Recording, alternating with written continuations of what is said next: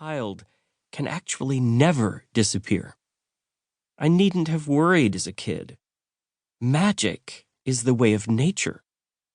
Though it appears to be covered with layers of mental structures, we do not have to dig too deep to find underlying joy, peace, and kindness. We can look reality in the eyes and welcome everything it brings.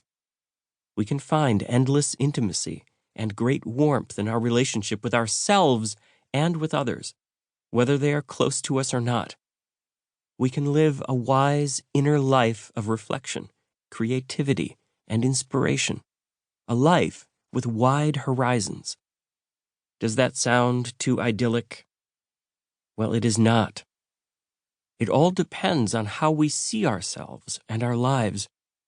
A clarity can be learned and a transformation developed, which is the subject of this audiobook. The audiobook is grounded in Buddhist teachings and how they can be applied meaningfully to our outer and inner life. But this is not a Buddhist book.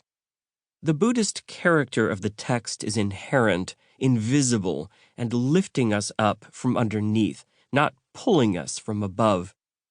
Paradoxically, that is exactly the way the Buddha himself appeared to have taught and asked his monks to teach.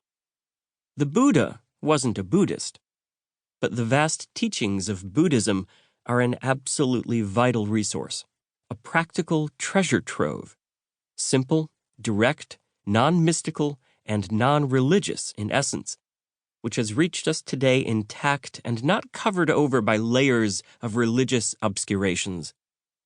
Besides, after 40 years of practice and 20 years of intensive teaching, this is also the ocean in which I swim. We are in a new phase of an acceptance and an interest in Buddhist-inspired teachings in the modern world and the West. In particular, mindfulness, a key Buddhist practice, is extremely well known and has been written about intensively. It is having a major impact in Western culture. For example, it has changed the face of psychology with the rise of cognitive behavioral therapy, CBT, and impacted healthcare, education, business practices, and even politics. Apparently, a quarter of UK parliamentarians have practiced mindfulness. However, mindfulness is embedded in an extremely rich teaching. This audiobook recruits the whole teaching and is way beyond just mindfulness. Though there are currently a large number of books on Buddhist teachings and mindfulness, this audiobook may reflect the next generation of such literature. It is not about bringing new and Eastern teachings into the modern world. It is not even about the teachings. It is about embodying them. It does not describe a horse and explain horse riding. It shows that you are already riding it. There are 43 chapters in this audiobook, all of which offer a fresh look at many aspects of our daily lives and show us what our life might look like from a place of awakening.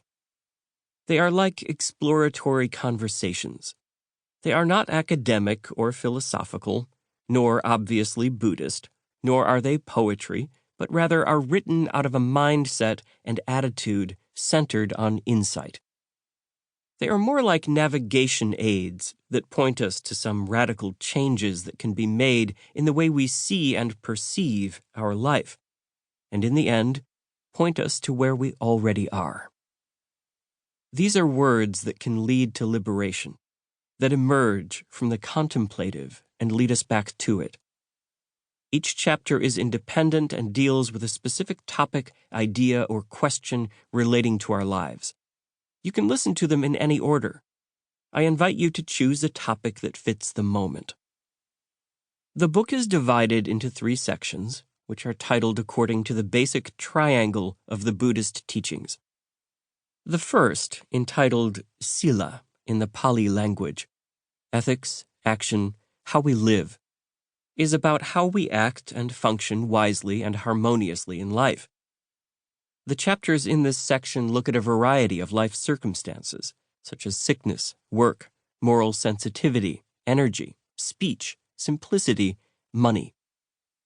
The second part, entitled Samadhi in Sanskrit, practice, serenity,